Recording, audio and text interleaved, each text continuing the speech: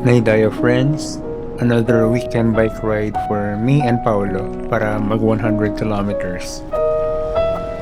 First time namin pareho mag-bike papuntang Bulacan para puntahan ang historic Baraswain Church sa Malolos.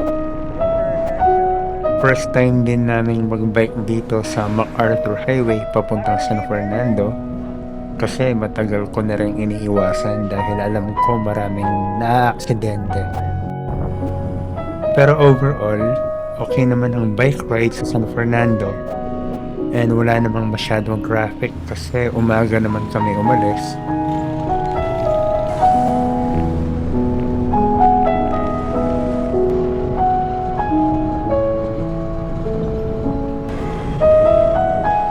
Pero meron lang pangit na daan sa isang part ng Apalit, Pampanga.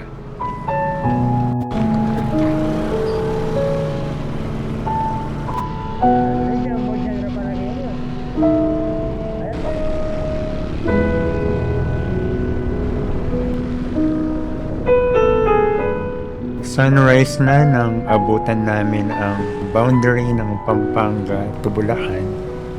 And sa una lang pangit yung daan, pero yun lang naman ang hindi masyadong maayos na daan na dinaanan namin sa Bulacan.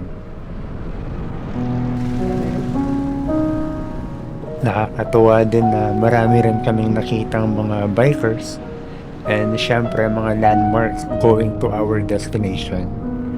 Unlike sa usual route namin going to Tarlac, or baka lang naman natutuwa ako kasi first time ko lang makita yung mga lugar and establishment dito.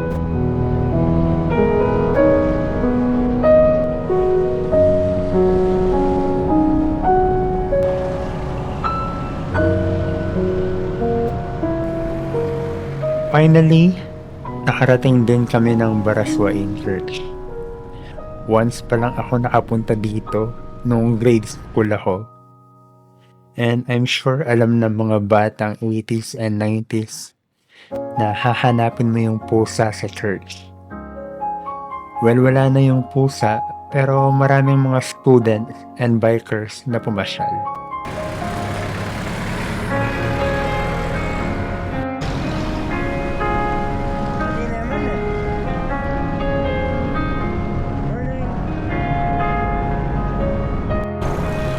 After makapunta sa destination, once lang kami nag-break sa Bulacan para magkape dito sa Walter Mart Malolos.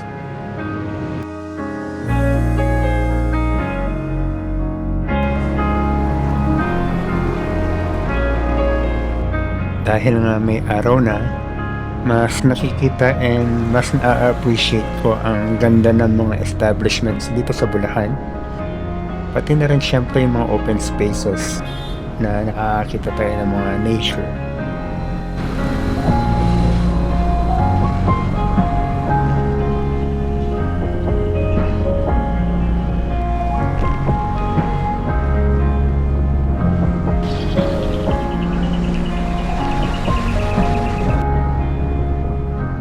We're back in Pampanga.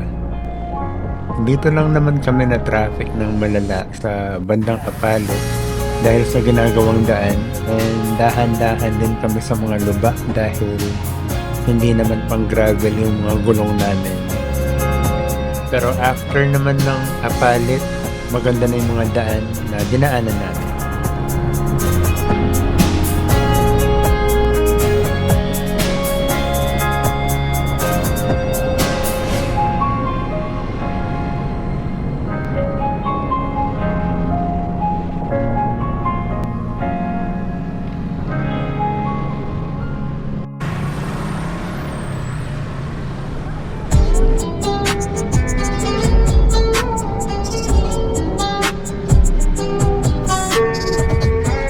Pagdating namin ng San Fernando intersection, nagkamali ako mag-leave ng way dito dahil meron palang pedestrian lane na dapat namin pasukan. Pero sinundan ko na lang yung flow ng traffic kaya nag-U-turn pa kami and tumawid ng daan.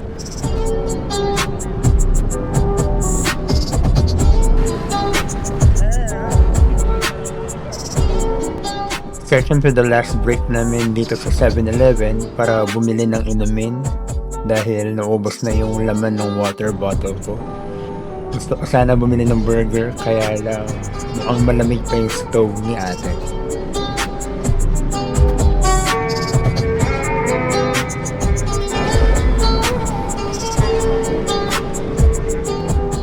Diyan pinanganak yung anak ko.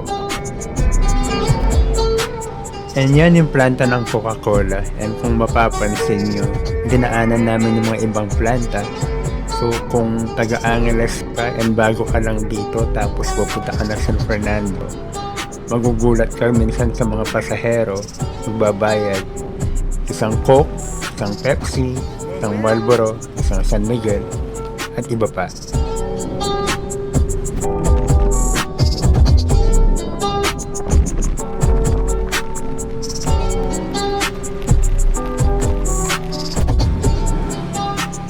Dito nauna si Paolo pero hindi ko siya nasundan and nawala ako siya, so hinintay ko na lang siya sa Holy Mary.